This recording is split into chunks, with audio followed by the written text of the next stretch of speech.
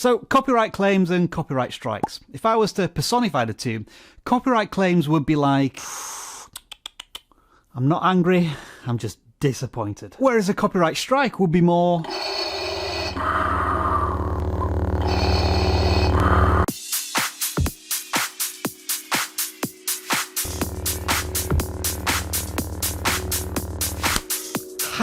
I knew lightsabers were fake. Also, this was a parody, so don't copyright claim this, George Lucas. Alright, on to serious business. This is the complete guide to YouTube copyright claims and copyright strikes.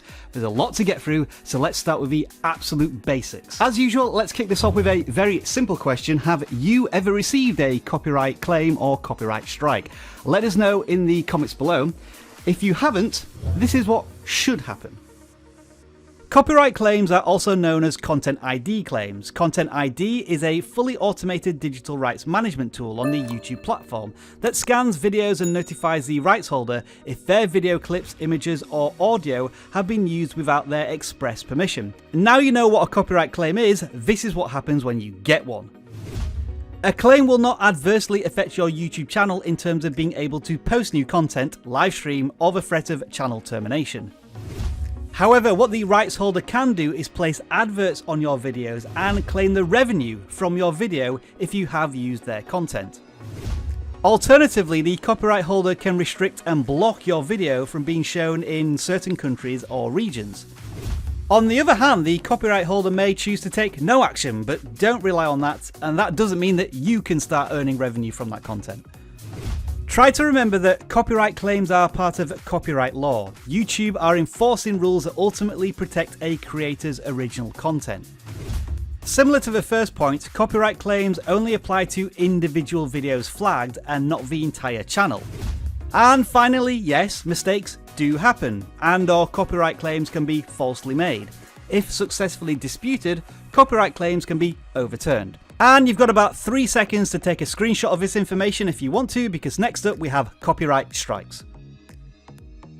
Now then, copyright strikes are not automated claims. This is when a copyright holder has requested the video that is violating copyright be removed from YouTube completely.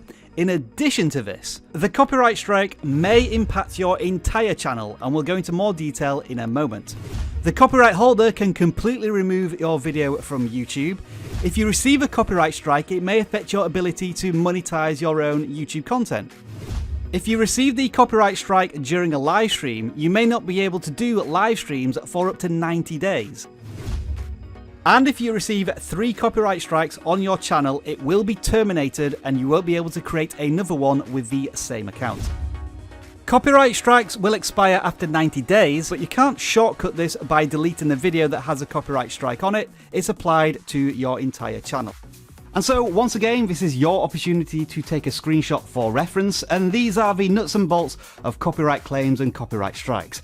But we know that you have a lot of nuanced questions, so let's jump into the detail now. Copyright issues are more common than you might think. In a poll of 10,000 creators, half of you said that you had received at least one copyright claim, whereas hardly anyone gets a strike. That does partly explain the severity of the penalties for the two. But in short, violating copyright does mean that you have done something you shouldn't.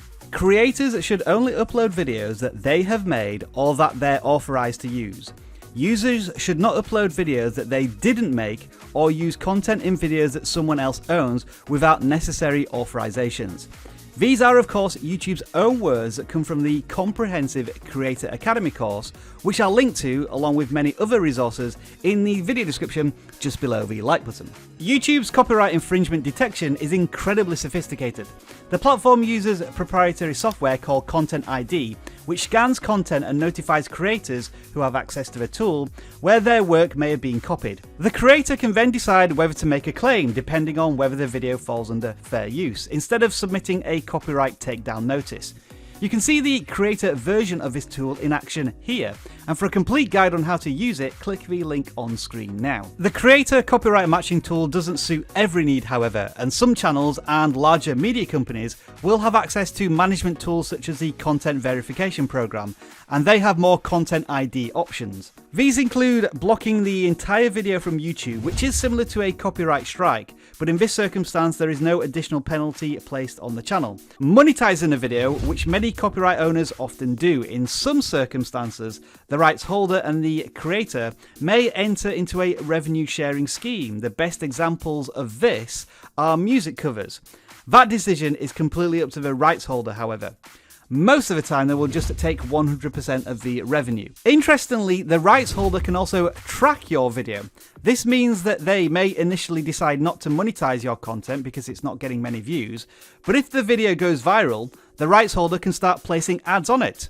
And remember, these are all things outside the control of the creator who used the copyright content in the first place. However, it is better than a copyright strike, or worse still, legal action beyond YouTube.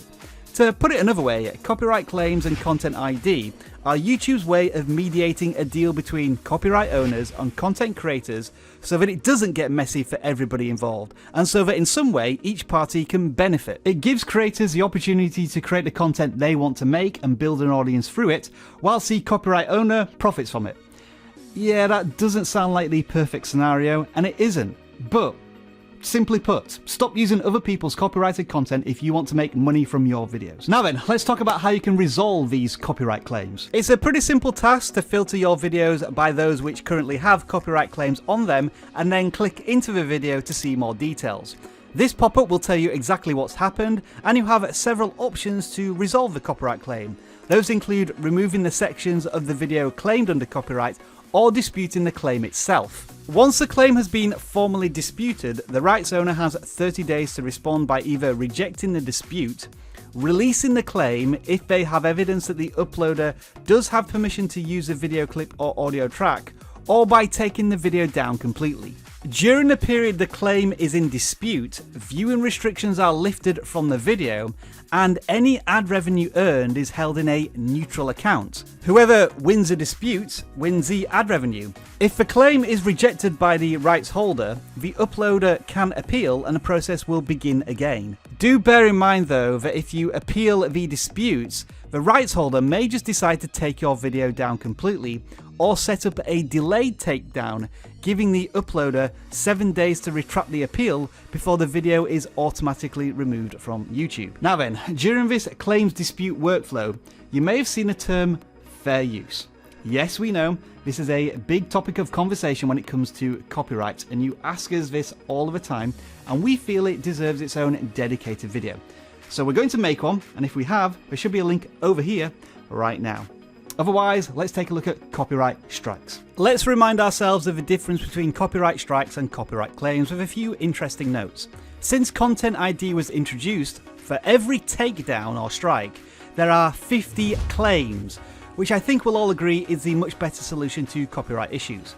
Secondly, while Content ID is mostly automated but not available to all, anyone can manually submit a copyright takedown, but that doesn't make it the easier choice. Now, if we take this out of the context of YouTube for a moment, this is commonly known as a DMCA takedown, and it's protected by US law. The rights holder has certain obligations when they request these types of takedowns. They must provide contact information, a thorough description of the content they want to protect, and a sworn testament of good faith that they haven't given permission to the uploader who's using that copyrighted content. Once this takedown request has been filed, YouTube has no choice but to remove the video.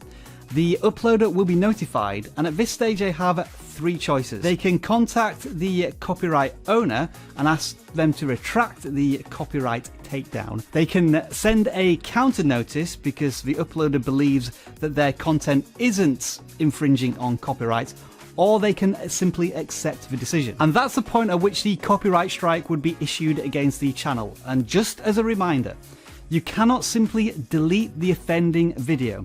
The copyright strike is against your entire channel, not an individual video. Unlike community guideline strikes, where the first time you violate them you get a warning without penalty, your first copyright takedown violation will result in a full copyright strike. Once you receive your first copyright strike, have a guess where you end up next. Copyright school. You think I'm joking, don't you? You are required to watch this YouTube Copyright School video and answer some questions so that YouTube knows that you have at least some understanding of what copyright is and why you got a strike.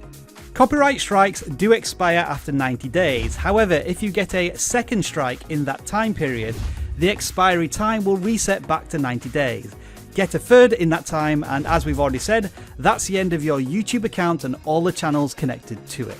After the third strike as a final stay of execution, you do have 7 days to attempt to resolve these copyright strike issues, but you won't be able to upload any new content to your channel. Can you monetize if you have a copyright strike? Well, this is where YouTube are somewhat vague. They say it may affect your ability to monetize, whatever that means. If, on the other hand, you're not yet in the YouTube Partner Program, will having a copyright strike impact your chances of being accepted when you do meet the requirements to monetize your channel? Well, I don't think that's for us to definitively answer yes or no, but consider this.